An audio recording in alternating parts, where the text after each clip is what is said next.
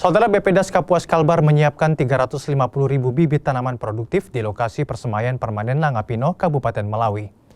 Bibit tanaman tersebut saudara dialokasikan secara gratis untuk masyarakat dan kelompok tani sebagai upaya rehabilitasi hutan dan lahan, khususnya lahan kritis dampak pertambangan emas tanpa izin.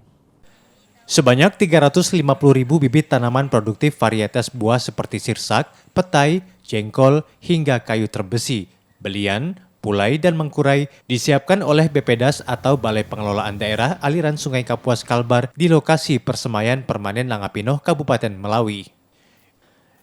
Bibit tanaman ini dialokasikan secara gratis untuk masyarakat dan kelompok tani sebagai upaya BPDAS Kapuas mengajak masyarakat ikut merehabilitasi hutan dan lahan.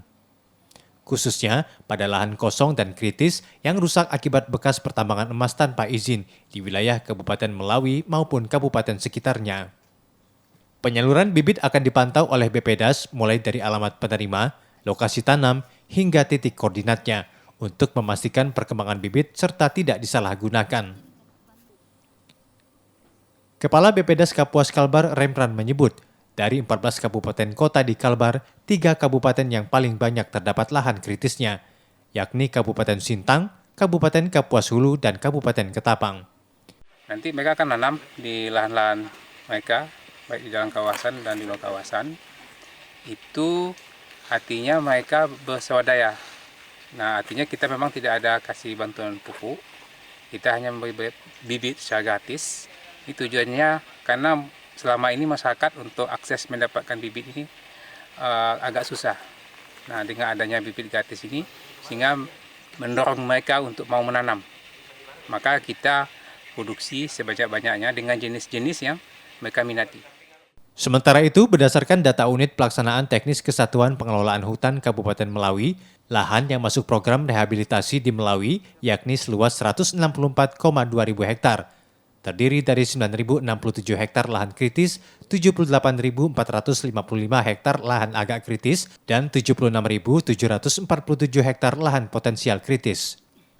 Dengan adanya penyemaian ini, masyarakat yang mendapatkan bibit gratis dapat membantu tugas KPH dan BPDAS Kapuas dalam upaya pemulihan dan merehabilitasi lahan kritis. Dengan lingkungan terjaga, insya Allah mungkin bencana atau banjir pun bisa teratasi lah, bisa tertanggulangi. Nah, dengan kegiatan ataupun adanya persemaian BPDAS ini sangat cukup membantu. Kami dengan BPDAS bermitra, di mana pada saat kita melakukan kegiatan aksi mencintai lingkungan, merehabilitasi hutan dan lahan, nah tentu kita perlu atau memerlukan bibit-bibit yang memang harus kita persiapkan untuk ditanam oleh masyarakat. Nah, dengan adanya persemaian ini, masyarakat dapat mendapatkan bibit secara gratis tanpa dipungut biaya, dan ini dalam rangka juga bisa membackup tugas KPH. BPDAS Kapuas juga telah melakukan kolaborasi dengan instansi terkait di semua sektor dan seluruh wilayah Kalbar untuk bersama-sama memulihkan kerusakan hutan dan lahan. Selain itu, BPDAS Kapuas juga rutin melakukan evaluasi tutupan lahan setiap 2 tahun sekali. Sehingga berdasarkan data dan hasil survei BPDAS Kapuas, total lahan kritis di Kalbar menurun hingga 200 hektar.